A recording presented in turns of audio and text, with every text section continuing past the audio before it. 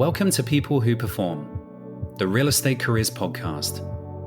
Each episode will bring you conversations from business leaders and up-and-coming stars in the commercial real estate industry in Canada. Our guests will share their unique career journeys, passions, and advice on what it takes to be successful in this industry. This podcast is brought to you by Highview Partners, connecting people who perform in Canadian real estate. I'm your host, Nicola Denning-Miller, and today I have the pleasure of connecting you with Marlene Farias. Marlene joined Triovest in 2002. She has over 25 years of senior building operations and property management experience and is responsible for overseeing the day-to-day operations of approximately 10 million square feet of industrial and commercial real estate in the Greater Toronto Area. Marlene is a customer-centric, results-driven and passionate real estate industry leader who has a successful track record of building and leading strong teams and maximising the value of real estate investments. So to give our listeners a bit of a taster of what's in store today, Marlene's going to take us through her unique journey from humble beginnings in Ecuador, her family's emigration to Canada, the ways in which she has successfully navigated her leadership path to SVP, and the lasting impact that she is trying to create, not just for her team, but for the community and her family as well. So let me begin then, Marlene, by asking you, how did you get your start inside of our industry? Well, it was by pure coincidence, really. My passion was really in the architectural side. I joined Ryerson at one point to follow my dream of architecture. But life sometimes has different challenges upon us. And so I had to derail, and I walked down to George Brown, had met a career counselor, and he just said, how about property management? And of course, I had no idea what that meant. It sounded interesting. I thought, you know what, I'll do this. I needed something that kind of got me into the working force in 2 years. That was kind of my timeline. So I joined the team, and that's how I got started into this career. You know, I think, though, that it's absolutely okay to not have everything figured out at the beginning of your career. And like you've said, you know, you started embarking on a career in architecture. And I think that if you have a flexible mindset, it really just opens up possibilities that you might not have explored. And I know that, you know, when we're dealing with employers, they're looking for candidates who are adaptable and open to change. So I think that there's lots of benefits to not being too fixed on any particular outcome. Absolutely. And again, life takes you in different directions, and we never know, right? We just have to be adaptable, nimble, and just enjoy what you do. I agree. So I'm going to break the next question into two parts because I do want to know what you enjoy most about your job. But before that, would you mind just sharing exactly what it is you do as the SVP at Triovest and what your responsibilities are? You know, there's a different array of responsibilities as an SVP in Central Region. I would say that there's three key areas that I focus on. One is really employee development, mentoring the next generations, really working with the teams on getting their career path going. So that's really one of the big key items for me is really employee development. The other one is operational excellence, and it's really the continuous improvement. It's the focus on our client, our employees, our tenants, our service providers. And I think the big piece for me right now in the last few years has been developing an operational platform, internal platform for Triovest. And it's really about implementing and developing best practices and really looking at our strategic vision and really aligning our platforms with our strategy from a company perspective. Areas that I've worked on is smart building analytics vision. I've worked recently on a resiliency plan implementation, telecommunication programs, etc. And most recently, we've done the COVID reintegration, tenant reintegration playbook. So a lot of those platforms and best practices fall under my direct responsibility. And I know from conversations that we've had in the past, the people side is certainly a huge impact for you, isn't it? Yes, it is. Absolutely. That's a big key to us, right? I mean, it certainly sounds as though you've influenced a lot of people in your career. Who's influenced you? A lot of people have influenced me through my 25 plus years in the career, but two people come to mind. One is Randall Farias. Randall is an owner of a property management company, Equity ICI. Really, he saw my passion, he saw my drive, he saw my work ethic, and really gave me the opportunity to move from a Class C portfolio to a Class A portfolio on Yonge Street. And really through his leadership and really his faith in me, if you have, that really shaped who I am today from a property management administration perspective. And then there's John Arruda. John Arruda is the Senior Director of Operations right now at Scotia Plaza. And he was my building manager at that time. He led me through the penthouse, taught me what a boiler, a chiller, air handling unit is. So really the operations component of my knowledge really was shaped by John. So those two individuals, I think, really kind of shaped who I am and gave me the path in property management. It's always amazed me throughout my career of recruiting for property management personnel, just how diverse a skill set you actually have to have, because it's not just the financial side and the administration and the budgeting, it's tenant relationships, it's knowing your way around a building. I mean, it's like you literally have to be a jack of all trades. And I think for some skills come more naturally than others. Yeah, oh, absolutely. We're not really specialists in any one area. We have to really be generalists in many areas, from the physical building in the engineering perspective to administration to tenant relations to financing, et cetera. So we're a specialist in every aspect, but we don't really focus in one area. It's really a multitude of disciplines that we need to be abreast in order to manage effectively. Did the operational side come quite easy to you?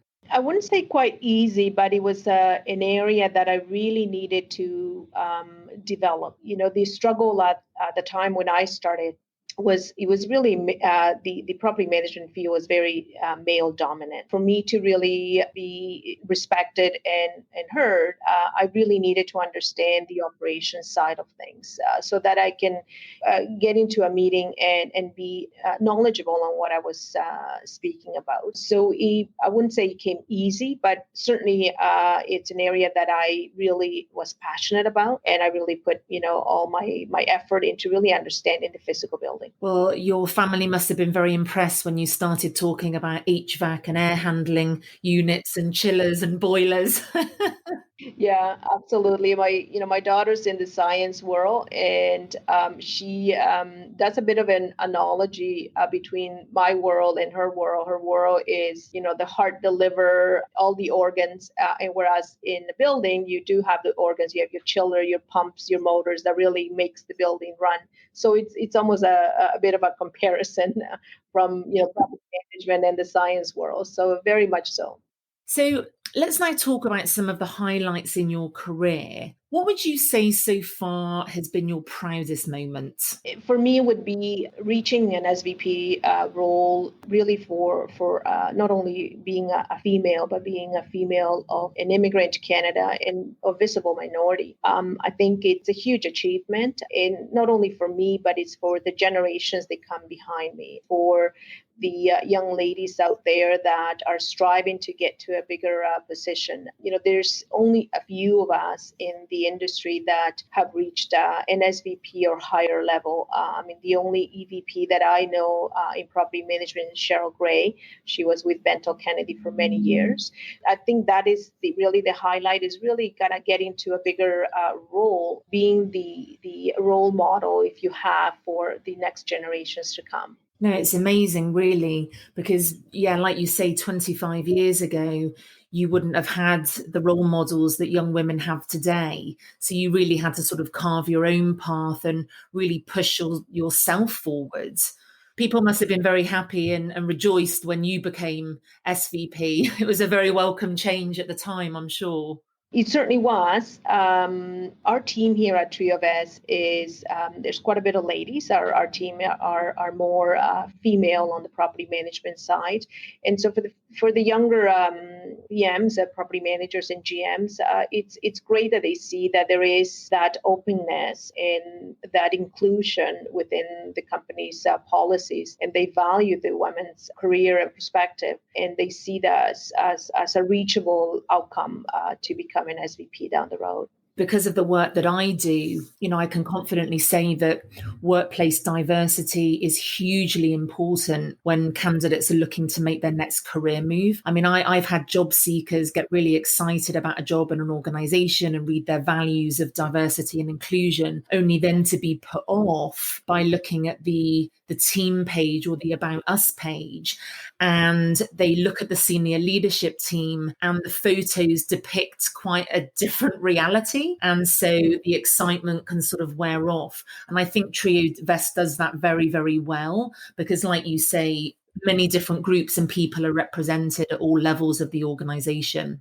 Absolutely. I think Triovest has been very progressive in that front, and they're very supportive. They really look at people for knowledge rather than who they are from a gender perspective. I mean, it sounds like an obvious question, but why do you feel that diversity and inclusion is so important at all levels of a firm? I think it's really being respected. And being appreciated as an individual, as a team member. I think that diversity and inclusion, it really molds the values of a company and really paves for future generations. Is the acceptance, it's being included, as a member of your team, as a member of a company. That is extremely important. It really provides for a much fair society.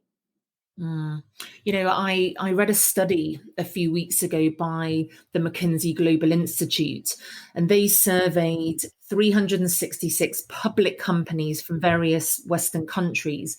And what they found was that gender diverse companies are 15% more likely to perform better. Ethnically diverse companies are more likely to perform by 35% better. And there were lots of other benefits too, like you said, like fostering more creativity and innovation. Teams were able to problem solve faster, which improves the customer experience as well. Better employee engagement, reduced employee turnover. So I think, workplace diversity certainly boosts a company's reputation and brand as well. So what is there not to love, really? Are you looking for a trusted recruiting partner to connect you with people who perform in real estate? At Highview, we partner with some of Canada's leading real estate companies, from national landlords, REITs and service providers to local developers, third parties and private family businesses. Contact Highview Partners today to discover how we can connect you to people who perform. So I'd like us now to talk about what fuels your passions and some of the ways that you bring value and meaning and joy into your life. So let me start by asking you, Marlene, what puts the fire in your belly and gets you out of bed every single day? I think there's two areas. From a work perspective, is my team and my family. From a team perspective, I have a great team at Triovest. There's a number of us that have been core to Triovest for many, many years. We have very little turnover at, it's moving the needle. It's continuing to be the best in class for our clients or Triovest, really implementing processes, procedures, the collaboration of relationship. I think that is key to me, and that keeps me going. And then from a family front is really allowing my kids and my family to dream. And, we come from very humble beginnings, and it's really giving my family the opportunity to have a better life, to really unfold their dreams and reach for the stars. I mean, in terms of valuable lessons, what do you feel your children have learned from watching you move forward in your career? I think the value of hard work, although they all think I'm a workaholic, they see the work ethic in me. Again, knowing that they can reach for the star, it really unfolded the creative individualism, right?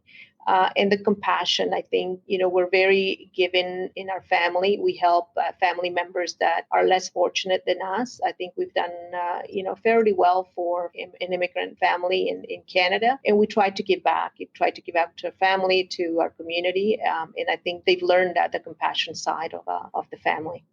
Now, in terms of being a great leader, what sort of characteristics do you feel are of most importance? A number of ingredients, really, from my perspective, of what a great leader is. Empathy, being supportive, being flexible, passionate of what you do. Mostly understanding, having the support for your team members. We all have young families, we have challenges in our lives, and being flexible with allowing them to have the flexibility to deal with their personal life and giving them that openness and that space that they need to kind of deal with their day-to-day issues. I think that is, one of the great traits. But also someone that can lead by example. I think, I'm good at rolling up my sleeves and really taking on challenges. And if I have to be down in the weeds, I'm down in the weeds with the team members, and having no ego, right? Having that human side and really not having a big ego. I think those are good traits of a great leader. I love how you've touched on the subject of ego, because it makes sense that ego could really get in the way of building a successful career. And it certainly sounds to me like you've learned to lead with less ego. And that's probably how you've earned high levels of trust with your staff, because I think if you can recognize the merits of others and appreciate the value of team, that already puts you in great strides ahead of your contemporaries. And as they say, there's no I in team. Yeah, absolutely. Now, what is it that you enjoy most about this industry and the people in it? There's a number of things that I really like about the industry, but I think lately, I would say with my participation in the BOMA Canada COVID-19 committee, I have really come to understand why I really like this industry. The collaboration that I've seen with the various landlords out there, the whole community coming together, putting our thinking hats as to how we deal with the COVID-19, not only from seeing some cases unfold at our building levels, but also the reintegration playbook that BOMA Canada has put out.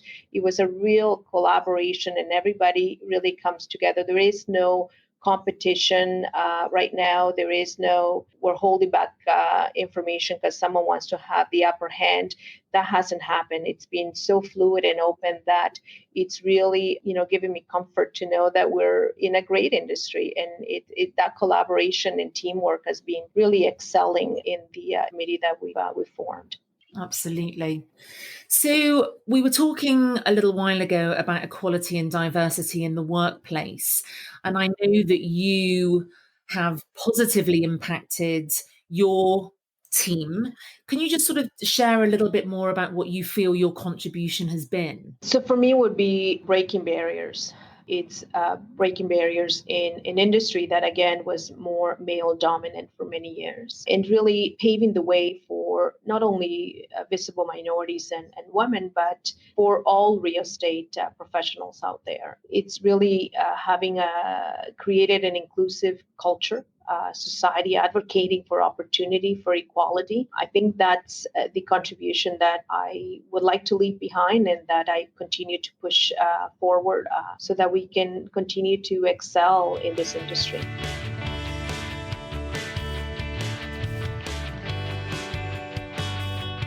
I'd love for us now to take some time just to get to know you a little bit better, Marlene, so that we've got a better sense of who you are on a slightly more personal level. So, as a child, who would you say shaped the foundation on which you've continued to build your life? My foundation was really my grandmother. My grandmother was a widow at 25 with 8 children. Grandpa died very young. and she was so resilient. She persevered through a lot of challenges with a kid at a very young age. And so I think I lived with her for many years before I arrived in Canada. So she shaped who I am. I think the values and the work ethic and the perseverance that I have, it's from her. I'm still thinking about the fact that she had 8 children by the time she was 25. I had 2 when I was 37, and I feel a bit of an underachiever now. Yeah, well, Catholic family, right? They A good Catholic family. they didn't believe in birth control. So if my grandpa didn't die, maybe she would have had 12, right? That's incredible. She sounds like a very strong lady. She was. So knowing what you know now, what piece of advice would you give to your younger self? What I would say to my younger self is don't stress out. Don't, think that everything needs to be figured out when you're young.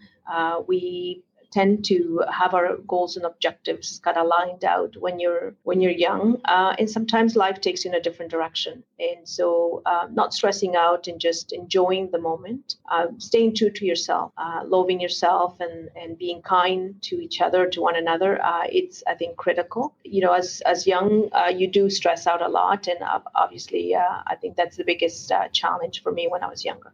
It's interesting, actually. You're just reminding me of when I was a little girl, and there was a young girl in our class who was never particularly nice to anybody. And I remember questioning my mum as to why I had to be nice to her when she was so ghastly to everybody else. And I always remember my mum said that you have to be kind to others, not because they're nice, but because you're nice. And that really resonated with me. And it's true, not everyone is nice, but it's all about, being true and authentic to the kind of person that you want to be. Exactly. Yeah, absolutely. Do you have a favorite quote or a saying that you live by? I do, and I say it to my kids very often, and I don't think they quite enjoy it anymore. It's a quote from Edward Hale. He's an 18th century writer from the US. And the quote is, look up and not down. Look out and not in. Look forward and not back. I live by those words, and I think they're critical to really living the life that you want to live, right? Don't never look back, just look forward, right? Always look up or not down, right? And always lend a helping hand. It's always critical that you reach out to your family, to your community. Always be compassionate, right? That's really powerful. So when you look back on your career one day, what would you like to be remembered for? For me, it would be people should remember me for who I am, perhaps, rather than the professional that I am or how I shaped their career. It's really, being kind, being a good friend, being understanding, lending an ear when they need one. That's what I would like to be remembered for. There's something really powerful, isn't there, about people remembering how you made them feel as opposed to anything that you did in particular or that you said. It's walking away just with a general feeling of positivity surrounding that person as a human being. Exactly, right? It's not about, whether I help them do a budget. Just, that's irrelevant, right? It's really that human aspect that I would like to be remembered for. Absolutely. So we're going to end the questioning here with some takeaways for our listeners. So what pieces of advice would you give to somebody starting out in the real estate industry? Again, I go back to what I said, advice for my young self. Be patient. Don't stress out. Do network, though. There's a lot of people out there that are willing to help you maneuver through the industry, through this career path. Reach out to people, attend webinars, conventions, etc., to really kind of help you find your path in the industry. Wonderful. And for someone who's looking to raise their game inside the industry, what would be your advice to them? Again, there's mentorship programs that I can think of. BOMA. BOMA has a great young professionals leadership program that they put out. A lot of networking as well. Upgrade your skills. You can never have enough education within this industry. Be nimble. Be willing to go the extra mile. Stay relevant with what's happening in the industry.